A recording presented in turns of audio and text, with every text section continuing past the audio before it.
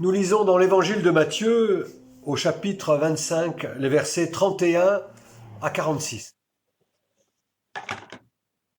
Quand le Fils de l'homme viendra dans sa gloire, accompagné de tous les anges, alors il siégera sur son trône de gloire. Devant lui seront rassemblées toutes les nations, et il séparera les hommes les uns des autres, comme le berger sépare les brebis des chèvres. Il placera les brebis à sa droite et les chèvres à sa gauche.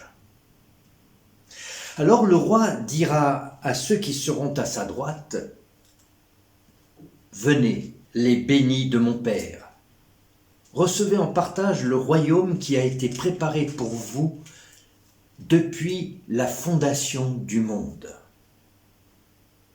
Car j'ai eu faim et vous m'avez donné à manger. J'ai eu soif et vous m'avez donné à boire. J'étais un étranger et vous m'avez recueilli. Nu et vous m'avez vêtu. Malade et vous m'avez visité. En prison et vous êtes venu à moi. » Alors les justes lui répondront, « Seigneur, quand nous est-il arrivé de te voir affamé et de te nourrir, assoiffé et de te donner à boire?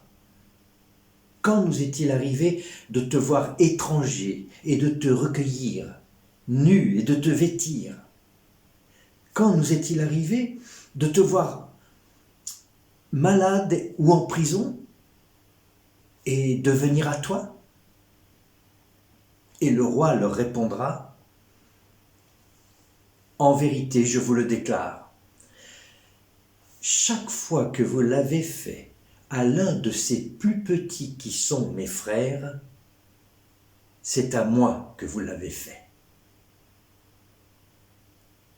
Alors il dira à ceux qui seront à sa gauche, « Allez-vous-en loin de moi, maudits, dans le feu éternel qui a été préparé pour le diable et pour ses anges. Car j'ai eu faim et vous ne m'avez pas donné à manger. J'ai eu soif et vous ne m'avez pas donné à boire. J'étais un étranger et vous ne m'avez pas recueilli. Nu et vous ne m'avez pas vêtu. Malade et en prison et vous ne m'avez pas visité. » Alors eux aussi répondront, « Seigneur, quand nous est-il arrivé de te voir affamé ou assoiffé, étranger ou nu, malade ou en prison, sans venir t'assister ?» Alors il leur répondra, « En vérité, je vous le déclare, chaque fois que vous ne l'avez pas fait à l'un de ces plus petits, à moi non plus, vous ne l'avez pas fait. » Alors ils s'en iront, ceux-ci au châtiment éternel et les justes à la vie éternelle.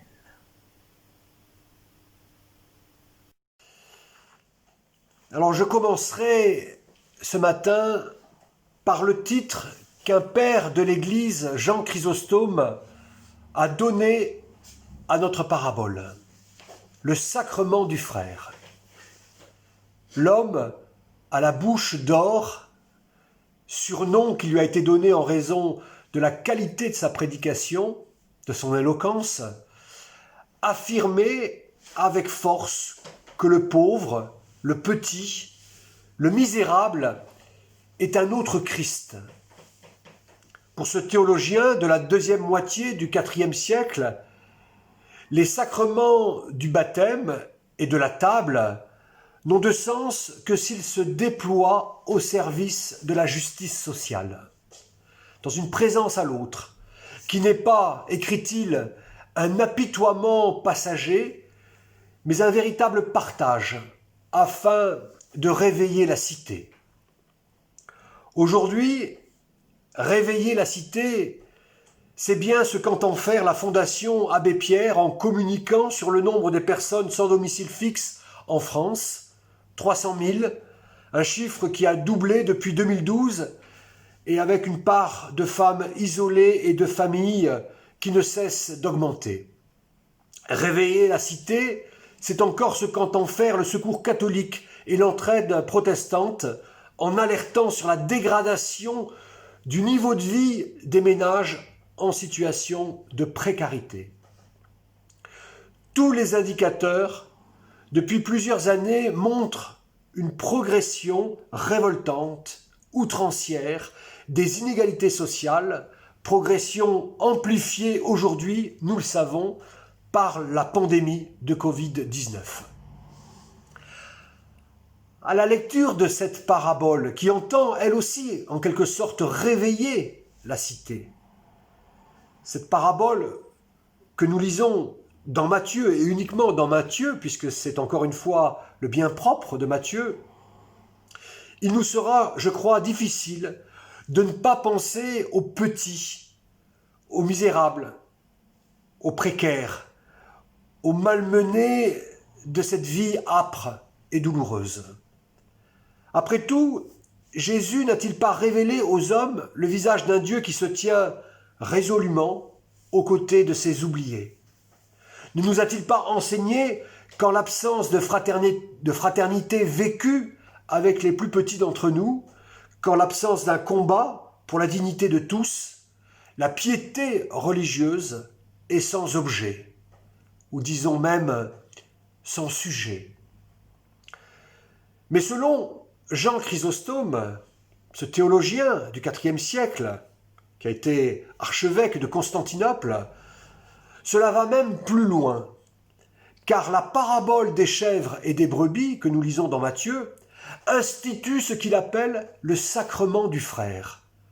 Entendons que le ressuscité peut revenir à nouveau incarné sous les traits de quiconque, inconnu ou voisin, quiconque appelé à devenir un frère. Aimer consiste à reconnaître le Christ ressuscité chez l'autre. C'est cela, le sacrement du frère. J'avais faim et vous m'avez donné du pain. J'avais soif et vous m'avez donné à boire. J'étais en prison et vous m'avez visité. Ici encore, l'erreur serait de lire cette parabole uniquement dans la perspective d'un jugement dernier, comme l'annonce d'un jugement où comparaîtra toute l'humanité à la clôture des temps. Toute la parabole, par le jeu du dialogue, par le jeu des répétitions, est une exhortation à habiter le présent, comme c'était le cas dimanche dernier avec la parabole des jeunes filles, que nous avons ensemble méditée. La vision du Fils de l'homme, beaucoup plus qu'une scène de jugement, est un appel à la conversion, à partir justement de la fin qui donne sens à l'histoire. La parabole, comme celle de dimanche dernier, fonde l'appel à un engagement existentiel. Nous sommes, nous les auditeurs de Jésus, nous les lecteurs de l'Évangile, nous qui recevons cette parabole, nous sommes les personnages de la parabole. Impossible d'enfermer notre parabole sous le seul angle du jugement, alors qu'il nous faut l'entendre comme un instant de révélation, une apocalypse qui révèle deux attitudes existentielles opposées. Une révélation, une apocalypse qui suscite, pour tous d'ailleurs, une surprise totale. Les uns étant surpris de ce qu'ils ont fait et les autres de ce qu'ils n'ont pas fait. Quand nous est-il arrivé de te voir affamé et de te nourrir? Quand nous est-il arrivé de te voir assoiffé et de te donner à boire? Quand nous est-il arrivé de te voir étranger et de te recueillir? Quand nous est-il arrivé de te voir nu et de te vêtir? Quand nous est-il arrivé de te voir malade ou en prison et de venir à toi? Apocalypse, révélation de ce qui est déterminant dans notre existence, ce qui fait sens au regard de Dieu, à savoir des gestes, des paroles, des actions dont peut-être je ne me souviens plus. des gestes, des paroles et des actions inspirées par une logique de gratuité, une logique de don, de vie, où l'on reconnaît les personnes indépendamment de leur qualité, où l'on reconnaît ceux que Jésus appelle les plus petits de mes frères. Qui sont-ils ces petits ? Chacun de nous, aujourd'hui, a ses propres représentations. Pour certains d'entre nous, ces petits sont des personnes dépendantes, qui ne peuvent s'en sortir seules, parce que les contraintes qui pèsent sur elles sont trop lourdes. Des personnes en situation de fragilité, de détresse, que l'on rassemble aujourd'hui, en effet, sous le terme de précaires.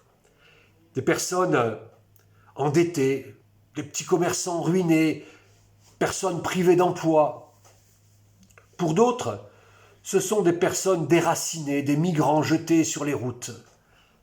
Pour d'autres encore, des personnes isolées, des personnes âgées, des personnes malades ou dépressives, des personnes en situation d'handicap. À vrai dire, dans la parabole, ces petits ne se laissent réduire à aucune généralité, à aucune typologie, catégorie. Ils peuvent être chacun de nous à un moment de notre existence. Ce qui est révélé, c'est que le Fils de l'homme, siégeant sur son trône de gloire, est dans le même temps et de façon paradoxale n'importe lequel de ses plus petits. Jésus nous révèle ainsi, par la parabole qu'il nous est donné de découvrir, dans le visage de ces petits, de ces personnes en situation de pénurie, de vulnérabilité, son propre visage. Et comme l'écrit le philosophe Michel Serres dans son dernier livre, Relire le relier, l'immense difficulté consiste à ne pas pouvoir le reconnaître, justement, dans la sœur, le frère, l'étranger, le misérable sur le trottoir, le malade dans son lit, la folle qui gesticule, ce vieillard impotent, pis encore, en soi-même, le reconnaître en soi-même. À l'écoute de la parabole ce matin, il me semble que le seul jugement à craindre, ce qui est d'ailleurs suffisamment terrible, ce n'est pas le châtiment éternel tel qu'on se le représente. Nous pensions dimanche dernier à ces représentations du jugement, notamment celle de la cathédrale d'Albi, mais la découverte, et c'est cela le jugement, la découverte que nous avons vécue comme des absents aux autres et à nous-mêmes. Et pour terminer, je ferai encore 2 petites remarques sur ce qui pourrait être considéré dans la parabole comme des points de détail. Première remarque, c'est sur le sens précisément du mot kolassis, c'est-à-dire le châtiment, mot grec que nous traduisons dans nos Bibles par châtiment. Je découvre que le sens premier de ce mot est élagage. Oui, élagage. Une image apparaît, celle des branches desséchées, ne portant pas de fruits, coupées et pourquoi pas jetées au feu. Or, cette image de l'élagage, qui renvoie à celle du tri, ne désigne pas l'enfer.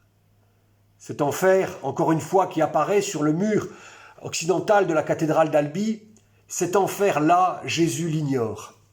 Non, cette image évoque visuellement la mort de l'humain. Ici, pas de condamnation, mais un pur constat. Oui, nos vies peuvent se dessécher.